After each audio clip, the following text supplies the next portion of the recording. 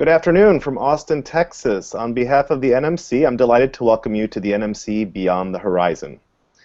In this one-hour discussion, we'll explore a key theme found across multiple editions of the NMC Horizon Report series, personalized learning.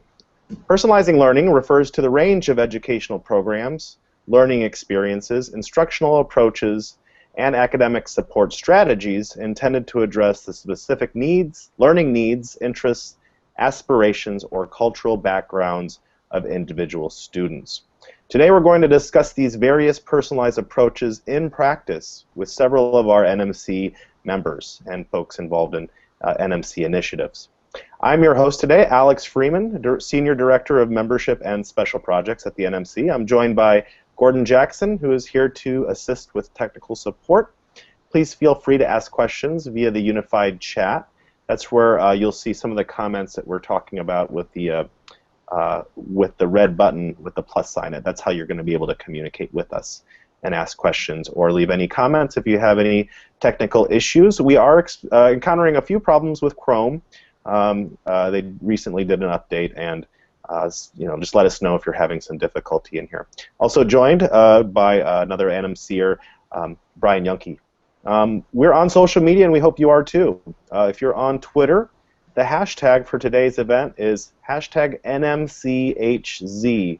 Whenever we work with the Horizon Report, we use the hashtag NMCHZ. Now on to the moderator of today's program, Celeste Schwartz.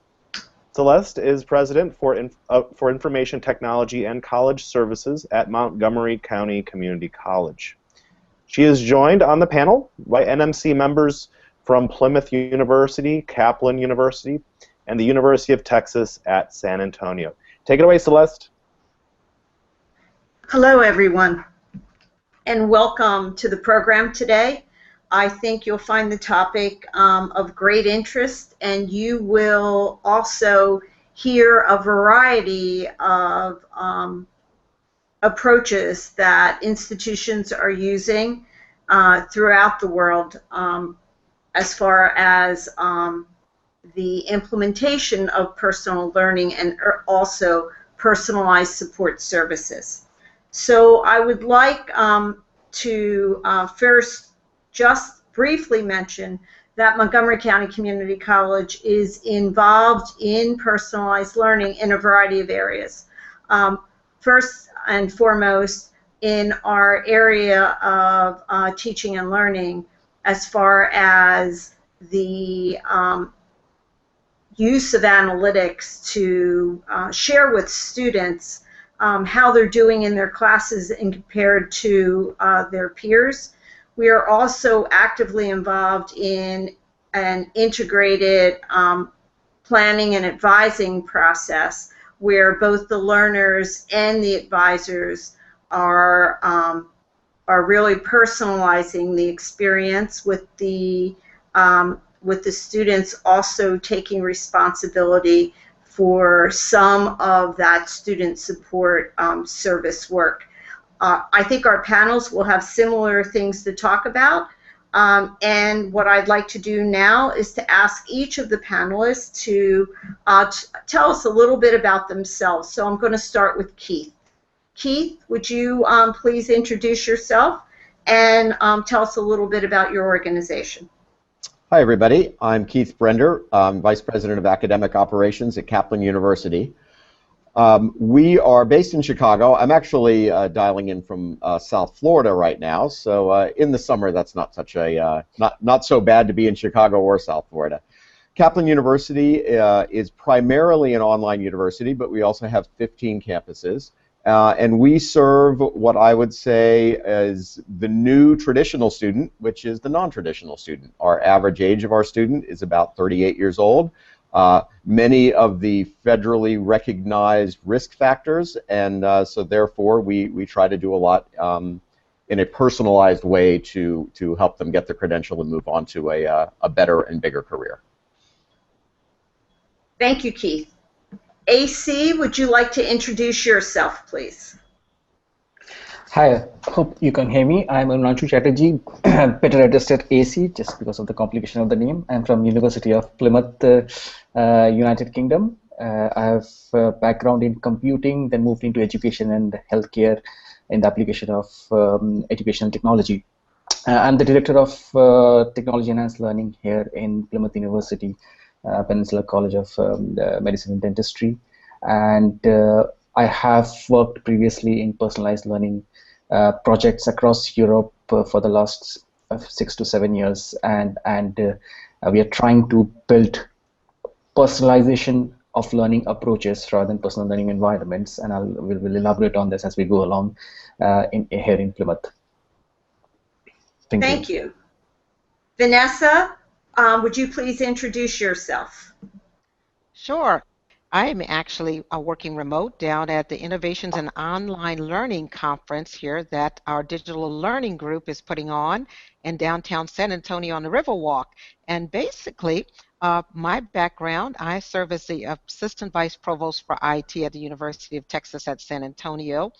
We are a very large Hispanic serving institution with a large number of first-generation students. So personalized learning is really, really important for us, especially in the student success pipelines and pathways. Like Celeste, we're working with IPAS, the Integrated Planning and Advising Systems, and a big part of that, as we look at personalized learning, we're trying to do a little bit more with mobile learning. Students today are a lot more mobile, so you have to take the learning where the students are located. So that's a big part of what we're doing with the Integrated Planning and Advising System. Thank you. Ernest, would you like to introduce yourself, please? Yeah, definitely. My name is Ernest Hernandez, and I currently serve as the Director of Video Technology at the University of Texas here in San Antonio. I lead a group known as the Video Production Group. We like to think of ourselves as a creative department, creative force that works in the Office of Information Technology. We produce video and digital films that basically support our mission, with students being the primary reason why we have our mission in the first place. So I like to think that we are assisting in messaging and communication to students to make them aware of the products and services that everybody else on this panel is providing for students to help them on their journey, help them navigate and negotiate their learning. Here at UTSA, it's very important that we get our students through the process in 4 years, and more importantly, that the first generation students that do come in, like Vanessa had mentioned before, that we retain them, that we give them tools and services and overall the environment or toolkit that they can be successful with. Ernest, thank you.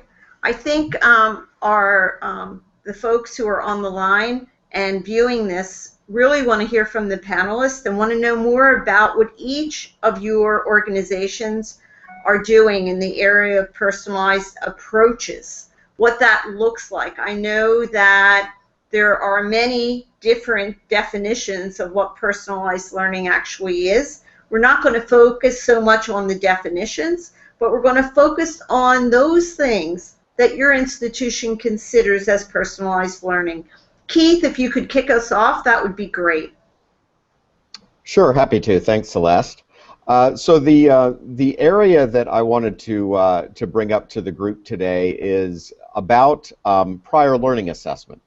And the way that prior learning assessment fits into the personalized learning environment is that we have a pretty strong and well-developed method for, in a sense, extracting from students' experience what their prior learning has been, applying that to their degree plans and providing credit for that, so they're able to take that amount of coursework and take the time that they specifically and individually need in order to complete their credential.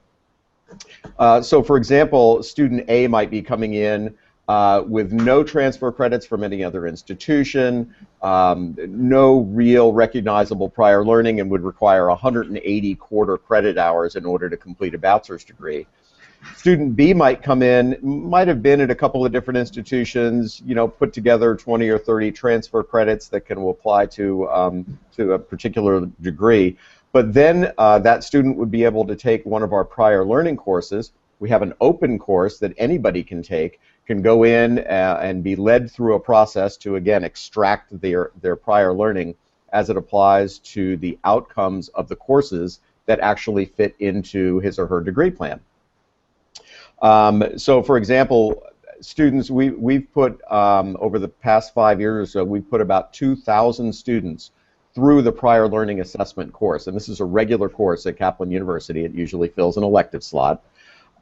Students go through a 5-part process. They develop an educational goal statement. They go through an expanded resume. And that expanded resume isn't like the resume that we're all used to. It really goes into the details of any type of corporate learning that they've done, corporate training, military training, volunteer work, etc. They put together a learning autobiography, and then they select courses at Kaplan, the outcomes of which are met by the learning that they've done. That's then assessed by a subject matter faculty expert and applied to the degree plan. So when it's all said and done, that student that brought in 20 or 30 credits now has earned, and through our process, our students have earned an average of 27 credits, which is about 2.5 terms worth or half a year's worth of education saved. We then give them what we call our blueprint, and their blueprint just slots in all of those awarded credits through transfer credits and prior experience, credit for prior work experience, slots it in, restacks their degree plan, and now they have a new degree plan that's personalized exactly for them. They know exactly what courses they have to take in order to finalize their credential. We know that students that go through the process and submit a portfolio of prior learning are twice as likely to graduate. So it's not just about speed to degree, it's also about persistence. And I think I heard from everyone here so far, persistence in getting our students to completion is a critical goal, especially for students that are first generation and with high risk. Keith, thank you. AC, would you like to describe the personalized approach that's being used at your institution? Yes, definitely, sure.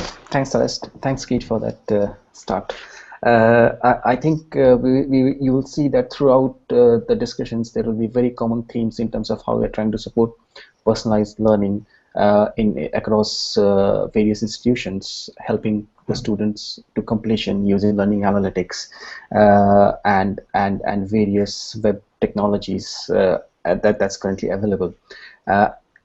In conjunction with pedagogical tools and approaches like self-regulated learning and developing from Vygotski's zone of proximal development. But what I'll try to focus is, having been there across various projects, looking at the challenges of enabling students to take up courses across institution, data privacy, what we kind of identified that what we have to do is put together a program which helps students, learners, because in medicine and dentistry it's almost lifelong learning and a lot of it through weaving through this change, because technology will change, the modality of delivery of learning will change almost inevitably after 3 to 4, 5 years given the cycle. So what we developed is, let's develop the learners across various digital literacy domains, enabling them to be better practitioners, enabling them to be better consumers of services and technology, and then becoming producers of information and knowledge using those technology. And we are focusing on things like learning skills, information literacy, media literacy, digital scholarship, and communication and collaboration technologies. So we have just slightly taken a different approach, or taking a more long-term approach of how can we put together a plan of program for our staff and student so that we can make them aware of the pedagogical affordances of some of these technologies and how they can harness it to personalize it depending on their own context.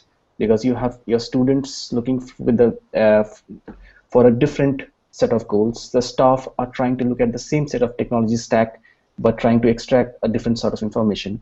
So it's just trying to bring all those expectations together is effectively a nightmare situation. So rather than we develop the staff and students to be prepared for such changes, and it doesn't matter what the technology takes shape of in 5 years' time, they should still know how to extract the best out of this technology. So effectively preparing for the unexpected, essentially. So we're putting a lot of effort in building that capability bottom up from day one, as soon as the student comes through the university door, so that they are prepared by the time they leave in 6 years' time. AC, thank you so much. And Vanessa? Yes, Can you Celeste. talk a bit about the approach being used at your institution? Great, great. Very similar to what AC said. I mean, there's so many different things involved when you start to talk about personalized learning and putting those tools together. So we're kind of taking a business intelligence engine approach, which means pretty much we're trying to start from the beginning when students come in from the admissions process, getting them into a program like DegreeWorks, getting all their degree plans laid out so that they can actually see how long it's going to take them and what the cost is for them if they decide to make changes. So that's a big part of the personalized learning process, is actually doing very, very good degree planning. And we started this with our IPASS 1 grant. As we're moving into IPASS 2 now, which is the Integrated Planning and Advising System, we're moving more toward the Education Advisory Board Student Success Coalition, which basically we're calling UTSA Campus.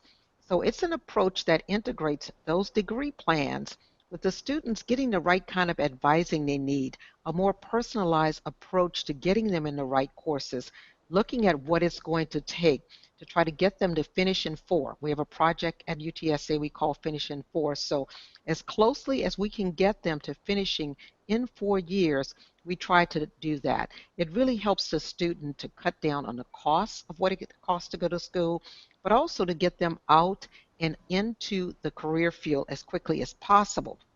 As a part of that, and as we start to look at the personalized approach, and we're really giving this a lot of focus in our integrated planning and advising systems for the second round of going through IPASS, we're looking at the mobile. We have found that mobile access is so important for students.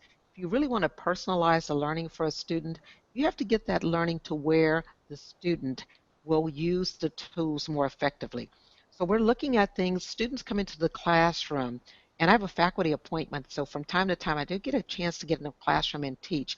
A student may come to my classroom with 3 different devices. It might be a laptop, it might be a tablet, it might be what we call phone tablets. I'm shocked at how many students come in with the larger phones now and actually get work done. I'm not sure if I could do that, but it's a different type of student who's coming to the table. And so we've got to be prepared to meet that mobile student and meet that personalized need that they bring, whether they're trying to do their work on campus, whether they're out in a social environment, or whether they're back in their dorm, apartments, or home. To me, that type of personalized learning is so important, and we're trying to get everything there, from their financials to their academics. Blackboard Learn as well in the classroom as well as on their mobile devices. So that's a big part of what we're doing. The more you can put that information out there and have that accessibility for the students, the better prepared they're going to be to get their work done, and it's a good time management process. Vanessa, thank you. And I just want to piggyback on Vanessa's comments. And I think both she and I have used the term IPASS. So what is IPASS? IPASS is a Gates-funded initiative, and it centers around an integrated model with between planning and advising. There are nationally 26 institutions involved in this second round of funding for this work.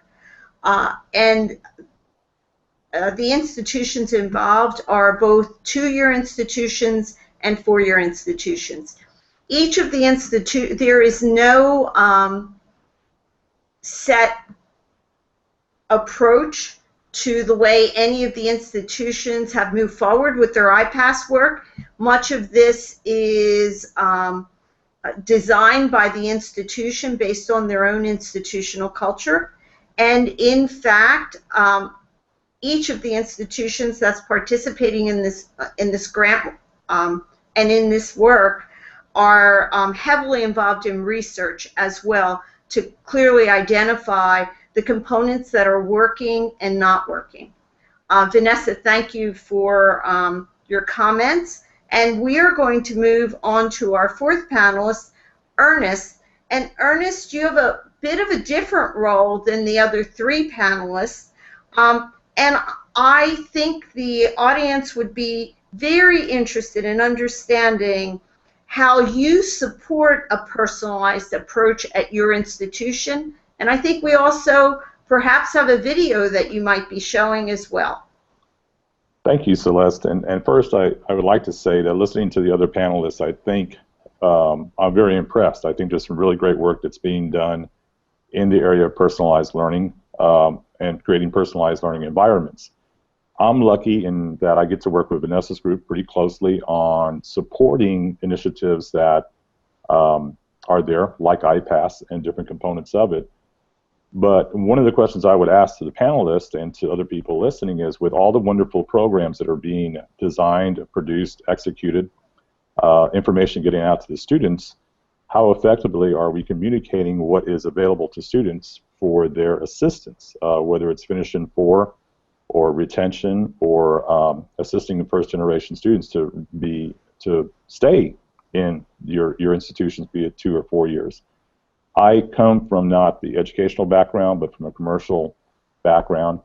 So I kind of look at the products and services that all of us are offering to students as, well, you know, as products. So I try to apply an approach that I feel might be helpful in doing as much as we can to make sure that our students know what is available to them. I do believe they are bombarded with messages as they come in as freshmen, and I think they have a tendency to look at all these messages from us as administrators or staff or faculty even as just their parents nagging them. So, and that's supposed to be a bit of a joke. I don't mean that completely seriously, but I think you get the impression that they're maybe overwhelmed with what they're being told at any given time. I have found in my 15 years here at UTSA that the best way to communicate to a student is via another student. So we are very interested in creating messaging that is peer-to-peer. I like to present testimonials, but we're actually calling them student narratives about things they've used that's available to them here on campus and why they particularly liked using it. I want the narratives not to all be the same facet of what is accessible at anything, DegreeWorks or anything like that, but every student has a different buy-in in why they're here at the university, why they're at your college. They don't always have the same story, so I like to present as many different angles through other student stories as possible to help them feel comfortable with. It's one thing to let them know that DegreeWorks is there to assist them. It's a whole other thing, I feel, in getting them to actually use it. So one of the challenges that was presented to us by Vanessa's group was to come up with a creative piece of video that could, with a sense of humor, and hopefully that was, what's what I'm looking for, had the right pop culture sense to it that students would respond to. And keep in mind that the video we're going to show, the content and the hook to this video was very popular about 2 or 3 years ago, and not as much today. The freshmen that were coming into our campus when we produced this video, I think about 2 to 3 years ago, what was hip to them, to that group, is no longer hip to the group that's coming in. So we're constantly looking at new trends and new ways to communicate. Alex, do you think this would be a good time to, well, actually I'll do a setup of what you're about to see, and then Alex, do you think we could show that to our group? Yeah, I've got that queued up. Oh yeah, I see it right there. Okay, so this is a video to promote DegreeWorks, which is a program that's offered to students that Vanessa had talked about before, and one of our producers got together with a person from a customer relations and communications group within our organization that Vanessa runs. And they came up with, I thought, a good idea to do a satire of a popular television show at that time to try to get students interested in this particular piece of software, or this particular service, rather. So we based the video on the popularity of the Walking Dead television programs, the episodic series at the time. And interestingly enough, it was parked onto our website at a very crucial point that students will visit this particular page to get registered. We call it our ASAP page. It's Automated Student Services, basically, is what it provides for them. And to date, the video has been loaded 951,000 times. And it's been seen in its entirety 90,000 times. So I think we were pretty successful in the launch of this video. And here it is.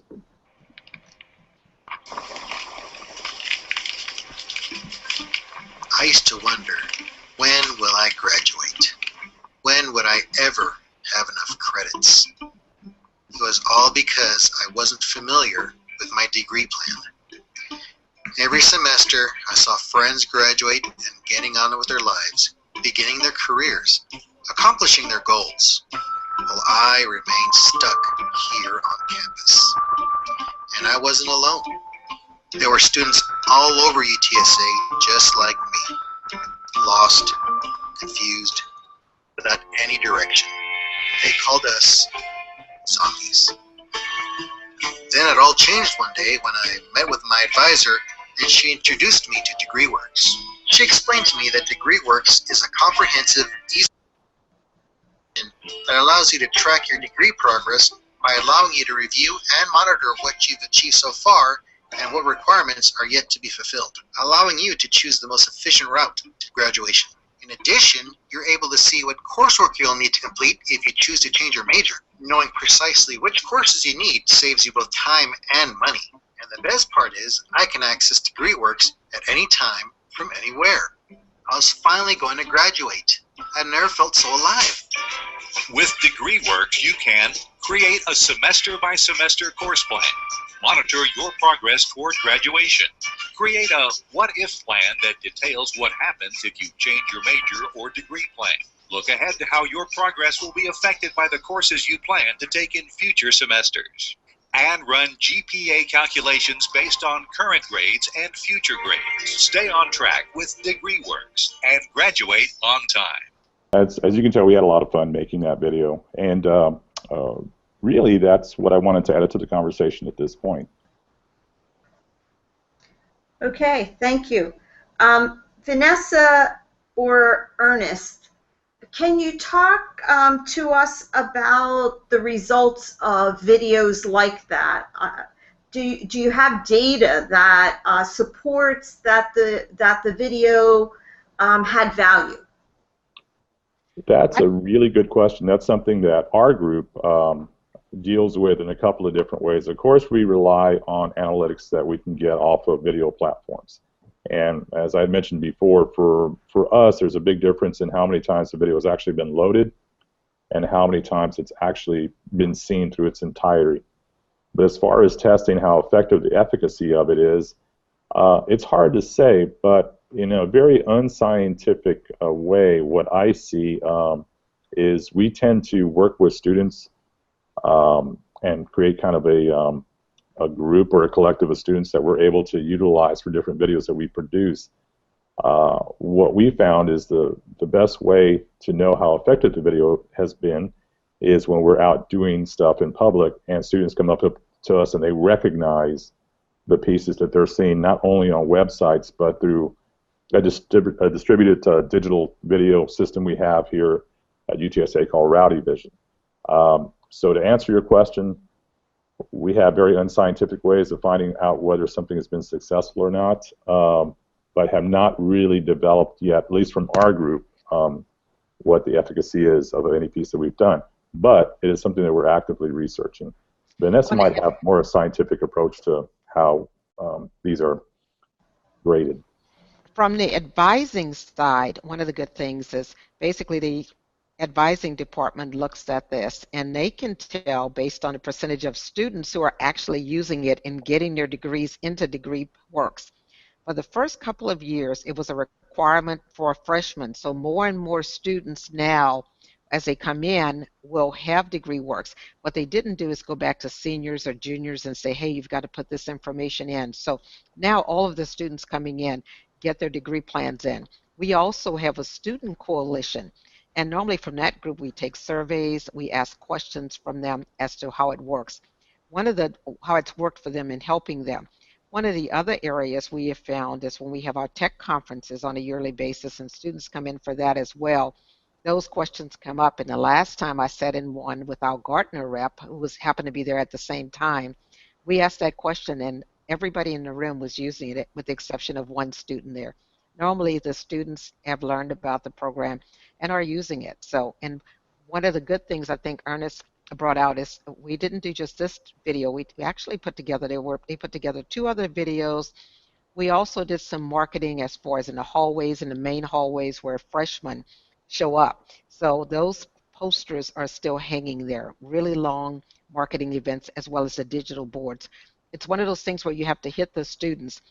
One of the best things I thought about these videos was the placement. One of our staff members thought about the fact that, hey, there's a blank page where students go to log in through the Shibboleth system. Why not put those videos there? So that was one of the big things and one of the win-win scenarios, because students had to pass that spot and see those videos so they weren't hidden. That was a big, big help. And it was very smart on her part. It also opened our eyes to the fact that we had a resource we weren't really using. So we've started to use it for other videos and other advertisements of events that are upcoming. Thank you. So let's move to, I think, a topic that our audience would like to know a little bit more about. Keith, and I think you talked a bit about the prior learning assessment and the taking that information and then incorporating it into your degree planning. Can you talk a little bit more to the audience about what kind of technologies, Keith, are you using at your institution to accomplish this? Sure, Celeste. So that degree planning process is part of a proprietary piece of software that we put together that we call Blueprint. Not particularly an exciting name, but I think it does tell the story. Blueprint is a way for our students to see and their advisors to see simultaneously, so they can both access it, exactly what courses have been taken, what courses are on the student schedule already, and then what courses are required in order for them to complete. It also sequences those courses so they know exactly what order to take them in, even if it's not a prerequisite, but rather each one of the deans in our schools have sequenced out their programs in order to kind of optimize the learning. We have found that we just rolled that out, I want to say, within the last 3 to 5 months, and we're rolling it into all of our students. About half of all of our students, active students, have it available to them now, and the rest will probably have it within the next 3 months. And that's been a great tool because it does, I think Vanessa mentioned it, or actually I saw it in the video with the zombies. It helps students understand that if they make a change, if they take a leave of absence, if they take 1 class versus 2 classes in a particular term, or some other number, how that will affect their graduation date, which is posted right at the top of it. And we think that that's been, you know, it's a good planning tool, but it's also a motivational factor to help students understand the impacts of the decisions that they make. Having the advisors see it helps them point out that those issues to our students, and so everybody's sort of on the same page. It took some time to develop it. It digs information out of our student information system, which we use CView, and we find that that's been so far it's been very well received by our students and by our advisors. Oh, one other mention about that: the students actually use that tool to be able to self-register for the sections of the courses that they want. So it sequenced them. It tells them that they need to be in English Comp 2 in the next term, and then it gives them the sections available to them so they can see. We do live seminars for every single one of our classes. gives them the chance to pick the date and time of their live seminar. So we found it's been really, really handy. It's saved time for the advisors, and a lot of our students really like to self-serve. I think the other piece, Keith, I want to go back to, and I want to piggyback. I think you've mentioned a couple of things. One, you talk about the technology. Mm-hmm. On the other hand, I think you're also talking about a lot of process changes that the institution has had to go through to move from this, what I would call treating students the same, mm-hmm. to making the experience more individualized. If there's one constant here, it's change, and I bet that everybody can relate to that statement. Absolutely true, right? We everything that we are considering putting in place, we've spent a lot of time in the last couple of years implementing a new personalized financial aid system, implementing a new student relationship management system, and we're now in the process of implementing a new learning management system.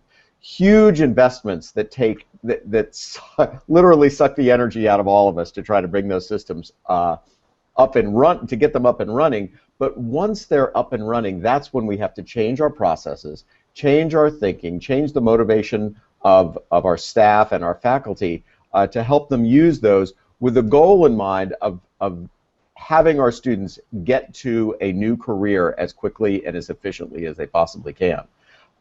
It gives, another example of the technology and the personalization is we provide all of our students with an outcomes report after the first term that they're here. It starts, and then it builds over time. So when they graduate, and they can see it anytime, they can print it off, it tells them of all the program outcomes, the professional competencies, and the general education literacies that we've defined for their particular program, how they are doing on the mastery of those outcomes all the way through the program.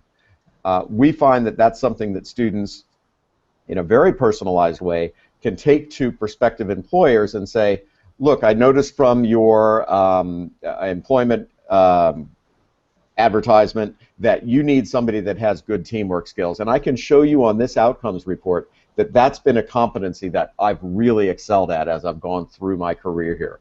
So that gives them not just the knowledge, but an actual tool they can use to help in their job search. Thank you very much.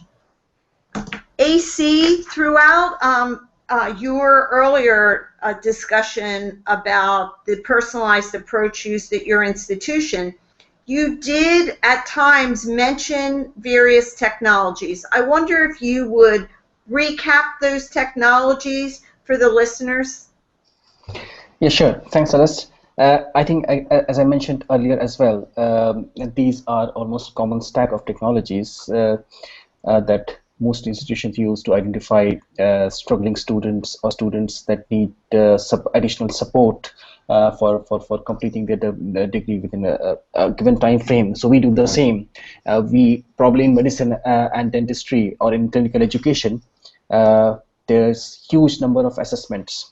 So the data points available to make that judgment and prediction is enormous. So we have a potential advantage compared to some other most of the disciplines, is that we can actually, from a very early stage, start predicting based on historical data which students might struggle, given those baselines that we have also established over years. So we have bespoke systems in place here in terms of collecting assessments data across all clinical and non-clinical competencies, and then visualizing for the students. So the students at every interval can get a snapshot of where they are, and then followed by a discussion with the individual tutors on where they should be.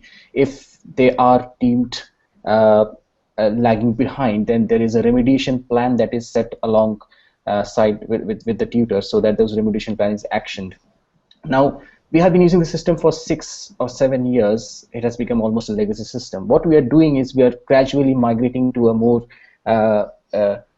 open XAPI compliant system like the Learning Resource Store, so that we have so much we are using a distributed system in the sense that there are mobile apps, there are open educational resources, there are dedicated e-portfolio systems for capturing clinical competencies. But these all reside separately, and these are sometimes bespoke systems, commercial systems, open source systems. So, for example, our learning management system is Moodle. So how do we then ensure that the data traces or interaction traces from all these systems are reported and then analyzed in a central space? So that's what we are trying to make a move in the next 4 years, where we try and capture this data using standardized XAPI statements, and then start storing and analyzing them using the latest advances in learning analytics. But the ultimate goal is to advance our existing dashboard, which is student facing, and allowing them to visualize it in a much more real-time basis. So still, it's a lot of manual work for somebody to collect all the assessment data and allow for our statistics, the statistical team to churn it and then display it for the students. So what we are moving is, technologically speaking, to a more automated environment where these data will be collected on a real-time basis on anything and everything that the students do, which leads to a lot of privacy related issues. So we are also at this point of time trying to weave through what we need to agree with staff and students on what data we collect, hold, record, and for how long. So technologically speaking, we are more moving towards the open learning stack using technologies like Learning Locker and Open Dashboard. Thank you. I'm going to change the question up just a tad bit. All of our panelists have spoken a significant amount around support services. Let's get down to the course. Maybe I'm going to backtrack to Keith for just a second and try to get through all 4 of our panelists on the question of how are you at your institution, or if you are not, that's okay.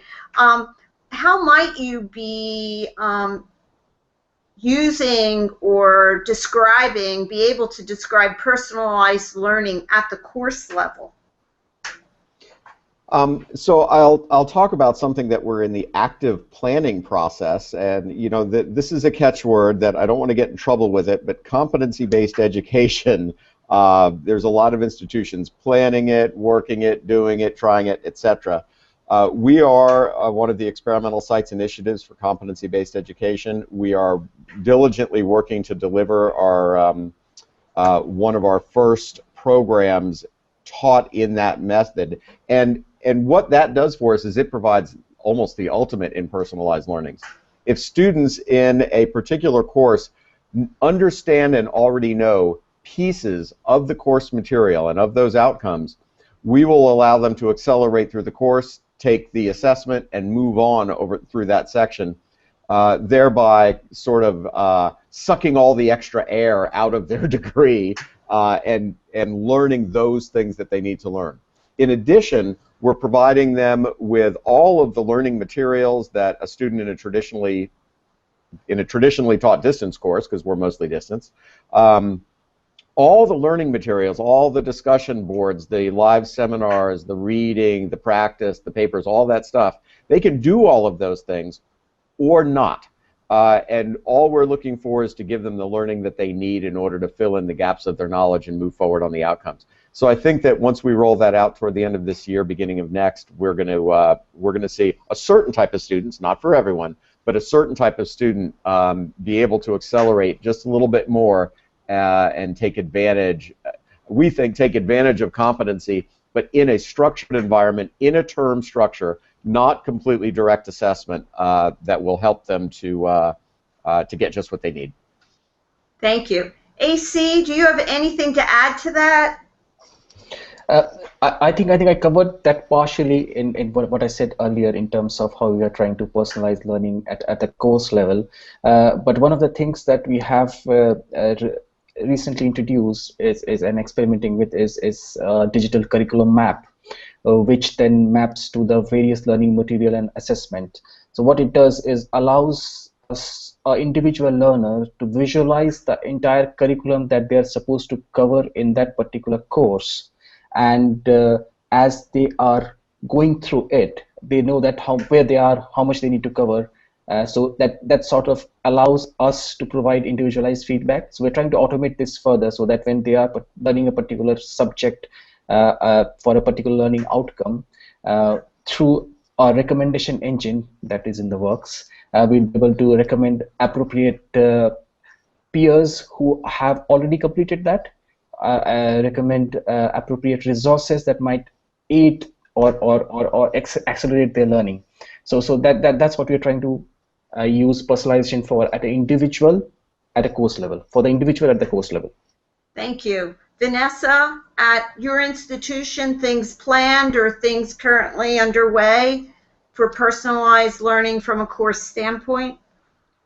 I think one of the most amazing and exciting things that I've seen is in the gaming side of it, in dashboards. And it doesn't have to necessarily be a game, but I've seen professors set up dashboards, and you can do this through Blackboard Learn, I'm sure, and Canvas, some of the other resources, where they set up a dashboard for the students starting at the beginning. And it's personalized. So, hey, if you want to earn a C in this course, you can get by with maybe doing this, this, and this. This is the basics. And then they set it up, and there's a leaderboard where you can tell without looking at the names and knowing who the people are, hey, somebody's setting the limit up here where you can move up. So if you want to make a B in the class, you have so many people in the class who are making Bs. And our first PI on our first integrated planning and advising systems grant, Kenneth Pierce, had an excellent class model set up this way. If you want an A, then here's your next step. This is what you have to do. So we saw more and more people going to this. First of all, it goes back to teaching students the way they want to learn. And they're very, very much into what's going on with gaming and leaderboards. Students today are very competitive. You have to keep them involved in what's going on. So that's one way I've seen very, very personalized learning going on, and more people looking at doing more with dashboards and more with some of the resources that Blackboard, Canvas, and some of the other learning module systems have to offer. Thank you. Ernest, I want to turn to you and just say, do you have faculty approaching you to support them in their coursework, to make it in any way to make the learning more personalized for the student? We have faculty that approach us for assistance, particularly in the online and hybrid areas of their courses. We're just starting to explore a more personalized approach as to what they do with students. Now, what we've found is that if you kind of consider what we're moving into as a department, with so many fantastic programs and opportunities for students to be successful, or to utilize programs or apps to be successful, we have not only faculty, but every department or organization is approaching us for assistance in communicating, getting messaging across to the students to help them put together their toolkits, so to speak, which I think is another way of looking at personalized learning. There's so many tools out there that each student is different, and they'll pick certain tools, sequence them in a certain workflow that makes sense for them. We can help in the general terms, but to answer your question, Celeste, with faculty, what we're trying to work with them is in 2 tiers of video messaging. The videos that we can produce for them as a group tend to have a shelf life. They tend to be evergreen and have an impact in a different sort of way. Now what we're doing with faculty is teaching them how to utilize other video tools so they can have a personal approach with the student. And when you're talking about anything that's personal or personalized, that's not necessarily designed to have a shelf life, but it is an effective way of communicating. We live in a mobile-first type of world right now. I know Vanessa has mentioned that before as we've talked about different things. So it's important for us to be able to think in those terms as a student is communicating with faculty, how they're communicating, what device they're using, and what they're expecting to see. We know social media is a very important part of what faculty are using in communications with students.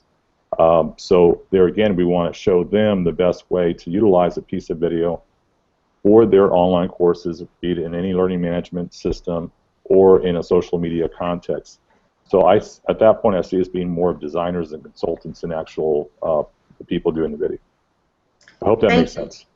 Yep, that made perfect sense. Thank you so much. So I want to pull a couple of concepts together from all the panelists and talk a little bit and go back to the original concept, a couple that we've heard. One, that there is a lot of work, it sounds like, being done by each of the institutions in the area of supporting students, especially from a advising and planning standpoint. There is work in progress on the side of from a course standpoint. Obvious to understand why that's so much more challenging, and Keith couldn't be more right that we're really, education is going to look somewhat differently a few years out with the tremendous interest around competency-based education. I want to give just a real simple example from Montgomery that does a little bit of the blending of the two, and I think it was AC who mentioned about empowering students and training students. It doesn't matter what tool you have today, but how really a student needs to take control of their learning. I want to try to sort of bundle all those up and talk about something that pretty, not complex, but something that we created at Montgomery based on a lot of feedback from students. We actually created what we call a student success dashboard. And that student success dashboard encompasses, I think, really both sides of the discussions that we've had today. On one hand, on that single dashboard, single view dashboard, we have information on the student's current GPA. We have information on their financial aid. We also then have information on the academic side on how they're doing within their courses. Taking that information out of an analytics, we use Blackboard, taking that information out of our analytics from our learning management system, that's also displayed on the student success screen. So I think that, and I want to come back again to what AC said earlier, the importance of our students and empowering our students to really not only participate in learning, but almost guide their own learning. And I wonder at this point if we might have, we have about 5 minutes remaining. I'm watching the, so let me remind the audience that if you have questions, please post them. And we're watching the chat board, trying to ensure that we get your questions answered. But I wonder if each of the participants could take about 30 seconds and just do, give us your final thoughts about personalized learning at your institution, where you think it might go, or anything else that you've heard the panelists discuss that you'd like to further elaborate on. And we'll start with you, Keith.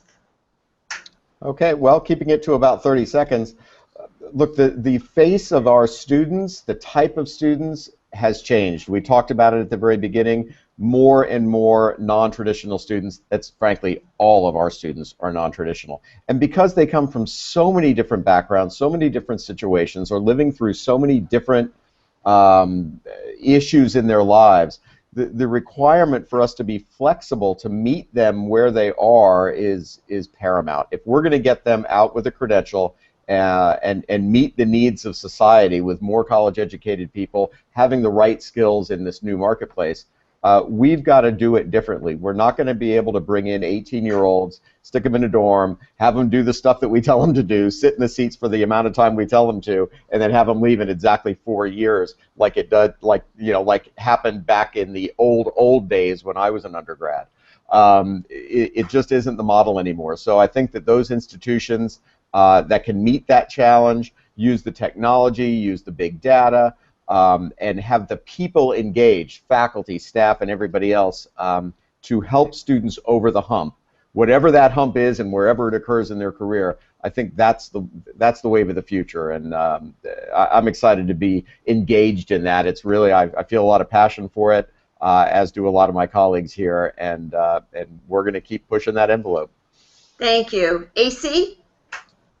Hi, thanks. Yes, to sum it up in 30 minutes, I think we will plan to continue to do what we are trying to do here is in empowering the staff and student, and it seems that view has been sort of vindicated by the discussions I've just heard, and still trying to overcome the technology challenges that we have, because we also have to respond to the organizational challenges in helping the students and meet the organizational goals. So it needs to be bottom up and top down at the same time, but the long-term goal is helping our students identify how they can mash up these various recipes using those tools and achieve what they want to do in their life beyond the formal education, beyond the time that they pass through the degree course. So hopefully we'll be able to empower them in a continuous basis to use these tools for lifelong learning. Thank you. I'm Vanessa. Just to hit exactly on what Keith and AC said, the change management, the self-service is so important. We deal with a different student, and it's not just necessarily getting the students to change, it's the staff. All the way to our staff, our professors, change management is going to be so important. Thank you. And Ernest, we're going to wrap up with you. Okay, if I were in charge of running a campaign that promoted all the wonderful programs and things that I've heard today, I would put it together, and my first stop would be in the high school. I think student advocacy starts in the high school. Our students need to know not only what to expect from college, but what questions to ask. And I think the only way we get them primed correctly is in that junior, senior year in high school. I want to thank the panelists today for joining us. We are right at the top of the hour, so I hope that the audience got their questions answered. I think that you've learned that personalized learning is really an area that is still evolving, and I'm sure that NMC will have programs on this topic in the future, as well as this area of technology and technology support continues to grow in higher education. Thank you all. Thank you, Celeste. And to wrap up today's program, I want to thank Celeste and panelists AC, Keith, Vanessa, and Ernest on behalf of the NMC for taking time to join today's discussion on personalized learning approaches. Participants, if you want more information on anything you saw or heard today, let us know by contacting me directly at alex@nmc.org. To learn about future NMC Beyond the Horizon programs and to get more involved in our community, please visit our website at nmc.org, like us on Facebook, or friend us on Twitter at nmcorg. And I'd like to let you know that we have another program coming up, so please save the date for June 29th for our next Beyond the Horizon on learning spaces. That's all we have for today. Thank you for joining us. Goodbye.